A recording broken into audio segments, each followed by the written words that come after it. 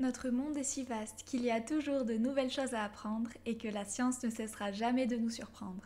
Je Science donc je suis prend le micro pour vous offrir une fois par mois une dose de science, un format court pour satisfaire votre curiosité.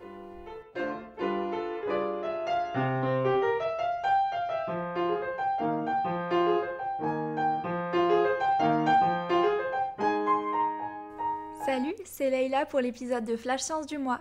Prenez une grande inspiration et soufflez très fort avec moi pour faire tourner les éoliennes. En France, la production décarbonée de l'électricité est en plein essor. Il s'agit de produire l'électricité à partir d'énergies renouvelables ou de nucléaire. De nombreux scénarios de transition attribuent une place importante à l'éolien, malgré les débats pour le moins électriques qui s'emparent de la place des éoliennes. Dans cet épisode, pas question de s'essouffler sur des sujets politiques, mais on va plutôt s'intéresser au fonctionnement des éoliennes et à quelques idées reçues qui brassent l'air autour d'elles. Tout d'abord, de l'extérieur, les éoliennes sont constituées d'un mât et d'un rotor équipé de pales qui tournent au gré du vent.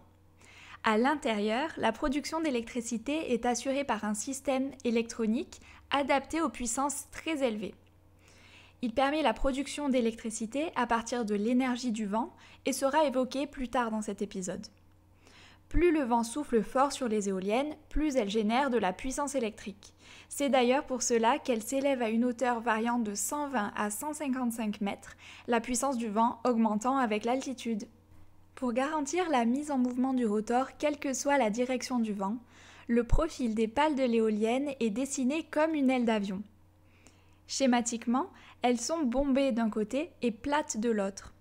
Ainsi, lorsque l'air s'écoule autour d'une pale, il est accéléré du côté bombé par rapport au côté plat. Cette différence de vitesse engendre une différence de pression.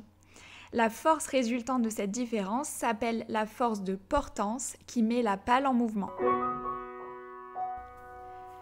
À présent, nous avons des hélices qui tournent au sommet de l'éolienne.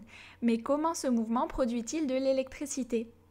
C'est grâce à la conversion des énergies.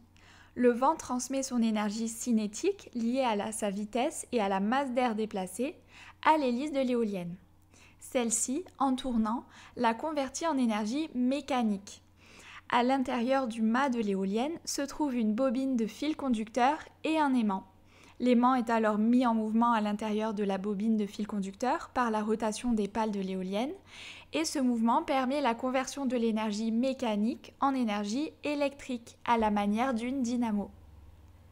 Le fonctionnement effectif d'une éolienne dépend de la vitesse du vent et d'un convertisseur électronique de puissance qui va piloter la rotation des pales. Celles-ci se mettent à tourner à partir d'un vent faible de 10 km/h et accélèrent proportionnellement à la vitesse du vent. Lorsque le vent atteint 50 km/h, la puissance électrique produite par l'éolienne est maximale. On appelle cette puissance la puissance nominale. Le convertisseur électronique de puissance de l'éolienne est doté d'une seconde mission, puisqu'il adapte la production d'électricité aux besoins du réseau. Lorsque le vent souffle au-delà de 50 km/h, la vitesse de rotation est volontairement ralentie pour stabiliser la production à la puissance nominale. Enfin, lorsque le vent souffle à plus de 100 km/h, la force subie par l'éolienne est trop importante et la rotation est volontairement mise à l'arrêt pour éviter l'usure du matériel. Terminons par quelques constats chiffrés sur les éoliennes. Tout d'abord, les éoliennes produisent de l'électricité à leur puissance nominale environ un quart de leur temps de fonctionnement sur une année. Mais elles produisent bien de l'électricité plus de 80% du temps. Également, les éoliennes doivent se trouver à au moins 500 mètres de toute habitation. Ainsi, le bruit généré par les hélices qui fendent l'air n'excède pas les 50 décibels, ce qui correspond à une ambiance de restaurant paisible. Aussi, le territoire français n'est pas recouvert d'éoliennes. En effet, les scénarios les plus optimistes concernant le déploiement de l'éolien en France prévoient 35 000 mâts environ en 2050, ce qui équivaut au nombre d'éoliennes actuellement en Allemagne.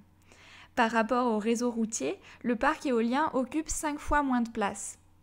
Cependant, les projets d'éoliennes offshore, c'est-à-dire implantées en mer et reliées par des câbles souterrains au continent, font l'objet de nombreux recours de la part d'associations locales et de pêcheurs. Il convient également d'évoquer l'impact négatif de la fabrication des éoliennes sur l'environnement, dû à l'extraction des matières premières et au transport de celles-ci. Néanmoins, une étude de l'ADEME de 2015 basée sur les équivalents d'émissions de CO2 de plusieurs moyens de production d'énergie place l'éolien en 3e position après l'hydraulique et le nucléaire, mais loin devant le fioul, le gaz et le charbon. Flash Science, c'est fini pour aujourd'hui, mais on vous retrouve bientôt pour un nouveau sujet de science. J'espère que cet épisode venteux vous a aéré l'esprit. Si vous avez encore des questions sur les éoliennes, des réactions à nous faire parvenir ou des sujets à nous proposer, n'hésitez pas à nous contacter sur nos réseaux sociaux ou par mail à l'adresse indiquée dans la description de cet épisode.